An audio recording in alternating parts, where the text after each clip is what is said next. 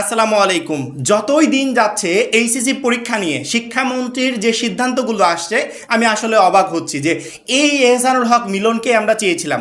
তোমরা শিক্ষামন্ত্রীকে গালি দাও আর যা ইচ্ছা তাই করো, তবে আমি একটা কথা বলতে বাধ্য, শিক্ষামন্ত্রী আমাদের এই এডুকেশন সিস্টেমে যে আমূল পরিবর্তন এনেছে না, তা 17 থেকে 20 বছরও সম্ভব ছিল না।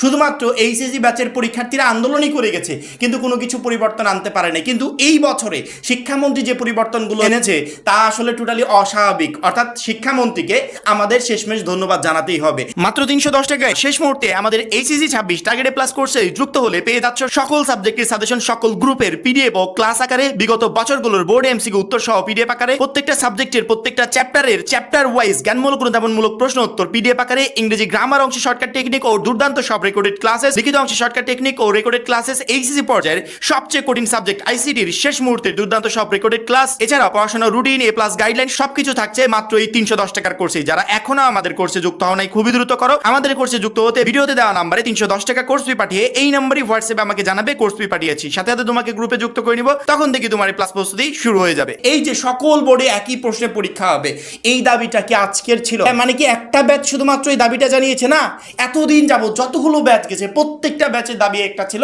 যে একই প্রশ্নে সকল বোর্ডে পরীক্ষা নিতে হবে। এরপরে কালকে যে সিদ্ধান্তটা জানালো, এই সিদ্ধান্তের উপর আমার মনে হয় না যে শিক্ষামন্ত্রীকে আর কেউ গালি দিতে পারবে। কারণ কি, এত বছর যাবো তুমি জাস্ট কল্পনা করতে পারবে না যে একটা শিক্ষার্থী বোর্ড পরীক্ষার রেজাল্ট হাতে পাওয়ার পর যখন দেখে যে তার রেজাল্টটা মনের মতো হয় নাই, তার যে কি পরিমাণ কষ্ট কাজ করে সেটা জাস্ট ভাবার বাইরে। অর্থাৎ যে এই পরিস্থিতি পড়েছে সেই একমাত্র বিষয়গুলো ফিল করতে পারে। কিন্তু নিয়ম ওই যে একটা শিক্ষার্থী হাজার হাজার টাকা খরচ করে বোর্ড চ্যালেঞ্জের আবেদন করলে শুধুমাত্র উপরের ওই যে নাম্বারটা পুনরায় যোগ করে দেখা হয়।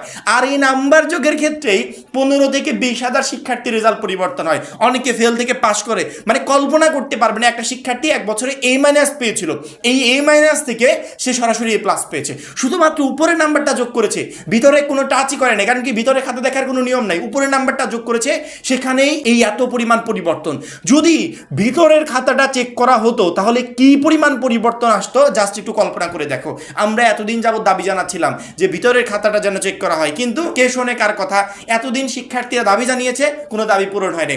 এই বছরে শিক্ষামন্ত্রী নিজে বলেছে এইবার বোর্ড চ্যালেঞ্জ করলে বা খাতা চ্যালেঞ্জ করলে শুধুমাত্র উপরের নাম্বারই না, ভিতরের নাম্বার ঠিক মতো দিয়েছে কিনা সেটাও চেক করা হবে। সেক্ষেত্রে একটা শিক্ষক এখন একটু নড়ে চড়ে বসবে যে আমার তো যদুমধুভাবে খাতা দেখা যাবে না, ভিতরেও ভালোভাবে দেখতে হবে, উপরের নাম্বারটাও ভালো করে যোগ করতে হবে। শুধুমাত্র এরকম একটা দুইটা পরিবর্তন না, আমরা এতদিন দাবি জানাচ্ছিলাম এরকম প্রায় 80% পরিবর্তন অলরেডি এই বছর হয়ে গেছে, আর 20% বাকি আছে, ওইটা হয়তো বা সামনের বছর আস্তে আস্তে হয়ে যাবে। শেষমেশ শিক্ষামন্ত্রী একটা সতর্কবার্তা দিয়েছে, জরুরি একটা সতর্কবার্তা। এটাও প্রত্যেকটা শিক্ষার্থীর জন্য খুবই জরুরি। সেটা হচ্ছে প্রশ্ন ফাঁস নিয়ে গুজব ছড়ালেই আটক করবে পুলিশ। বুঝতে পারছো? মানে প্রশ্ন ফাঁস তো দূরের কথা, কেউ যদি গুজবও ছড়ায় আর সেটা যদি পুলিশের কানে যায় বা মন্ত্রী অবধি যায়, তাহলে সাথে সাথে তাকে আটক করা হবে। এইরকম নিয়ম এতদিনে কে কতটুকু করতে পেরেছিল, বা নিয়ম করলেও সেটা কতটুকু কার্যকর ছিল? প্রশ্ন ফাঁসের গুজব ছড়ালেই আটক হবে। রিসেন্টলি বিভিন্ন গ্রুপে দেখছি শিক্ষার্থীরা পোস্ট করছে যে আমি এবং আমার ফ্রেন্ড সবাই মিলে একজন প্রশ্ন দেবে বলে তাকে আমরা কিছু টাকা দিয়েছি, বাদ বাকি টাকা পরবর্তী দেওয়ার কথা ছিল। আজ 2 দিন বা 3 দিন যাবত দেখতেছি যে টোটালি তার নাম্বারটা ব্লক। অর্থাৎ আমরা মেসেজ দিলেও সে কোনো ধরনের রিপ্লাই করছে না। মানে এই 26-এ এসেও কেউ এই ধরনের বোকামি করে। যখন শিক্ষামন্ত্রী এহসানুল হক মিলন তিনি বারবার করে বলছে যে আমার সময়কালে কোনোদিনও প্রশ্ন ফাঁস হয় নাই আর ইনশাল্লাহ হবেও না, সেক্ষেত্রে আমরা তো এই দিকে অ্যালার্ট থাকতে পারি যে শিক্ষামন্ত্রী এহসানুল হক মিলনের সময়ে প্রশ্ন ফাঁস হবে না, তাহলে বারবার কেন আমরা এগুলোতে জড়িয়ে যাচ্ছি? আমাদের তো এগুলোতে জড়ানো উচিত না। মানে প্রশ্ন ফাঁস তো দূরের কথা, শিক্ষামন্ত্রী বলছে কেউ যদি গুজব পর্যন্ত ছড়ায় যে আমি প্রশ্ন দিব, এরকম তথ্যও যদি তাদের কানে যায় সরাসরি তাকে আটক করা হবে। আমরা যারা সাধারণ স্টুডেন্ট আছি তারা তো এগুলো দিয়ে অ্যালার্ট থাকবোই, মানে সতর্ক তো থাকবোই, সেই সাথে অন্যদেরকে অ্যালার্ট করব যে প্রশ্ন ফাঁসের গুজবে নিজেও জড়াবো না, অন্যকে জড়াতেও দিব না। এবং কেউ যদি এই ধরনের গুজব ছড়ায় বা তোমাকে প্রাইভেটলি নক দেয়, তাহলে তার ইনফরমেশনগুলো তুমি হয়তো বা প্রশাসনের কাছে দিয়ে দিতে পারো। প্রশাসন তৎক্ষণাৎ তার বিরুদ্ধে স্টেপ নেবে। কারণ কি, আমাদের বোর্ড এক্সামকে টার্গেট করে প্রশাসনের টিম থাকে শুধুমাত্র বোর্ড এক্সামের এই গুজবগুলো প্রতিরোধ করার জন্য বা প্রশ্ন ফাঁস ঠেকানোর জন্য। সেক্ষেত্রে তাদের জানালে তারা ইনস্ট্যান্ট একটা ব্যবস্থা নেবে। শিক্ষামন্ত্রী বলেন এসএসসি প্রশ্ন ফাঁস নিয়ে একটা মিডিয়া নিউজ করলো, তারা তা সরিয়েও নিল, কিন্তু তারপর ঢাকা বিশ্ববিদ্যালয়ে কিছু রাজনীতিবিদ তারা অনলাইনে এসে কিভাবে প্রশ্ন ফাঁস হয়েছে তা দেখানোর চেষ্টা করলো, অথচ প্রমাণ হয়েছে এই প্রশ্নপত্র ফাঁস হয়নি। শিক্ষামন্ত্রী আসলে কি বোঝাতে চাচ্ছে এটা আমরা বুঝতে পেরেছি। এসএসসি পরীক্ষার সময় এরকম একটা তথ্য ছড়িয়েছিল, পরবর্তীতে বিভিন্ন জন এই বিষয়ে কথা বলেছিল, সেই বিষয়গুলো তিনি বোঝাতে চাচ্ছেন। আমরা অবশ্যই এই বিষয়গুলোতে অ্যালার্ট থাকবো। পরিশেষে একটা কথাই বলবো, শিক্ষামন্ত্রী এখন যে স্টেপগুলো নিচ্ছে তার প্রত্যেকটা স্টেপ আমাদের ফেভারে। এই স্টেপগুলোর জন্যই আমরা এতদিন যাবৎ আন্দোলন করেছিলাম যেন এইগুলো আমাদের আগের শিক্ষামন্ত্রী পরিবর্তন করে, কিন্তু তারা এটা করতে পারে নাই। ফাইনালি এই শিক্ষামন্ত্রী পরিবর্তন করছে। এর মাঝে আরেকটা বিষয়, বডি অন ক্যামেরা নিয়ে মানে কি ধরনের একটা বিভ্রান্তি তৈরি হলে শিক্ষার্থীরা এরকম আতঙ্কের ভিতর থাকে আমি বুঝতে পারি না। আমি পার্সোনালি আমার কথা যদি বলো, আমার দায়িত্ব আমার একটা স্টুডেন্টের জন্য মনের ভিতর আতঙ্ক বা ভয় নিয়ে পরীক্ষার হলে না যায়, সেই ভয়টা কাটানোর জন্য আমি সর্বাধিক চেষ্টা করব।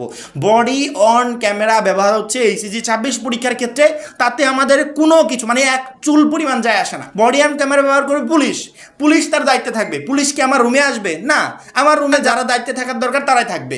পুলিশ বডি অন ক্যামেরা ব্যবহার করবে, অর্থাৎ পুলিশ তো এমনিই থাকতো আগে, এখন বডি অন ক্যামেরা ব্যবহার করবে। সেক্ষেত্রে পুলিশ যেখানে দায়িত্বে থাকবে সেটা ফটকে হতে পারে, 144 ধারার ভিতর হতে পারে, অর্থাৎ 144 গজের ভিতর হতে পারে।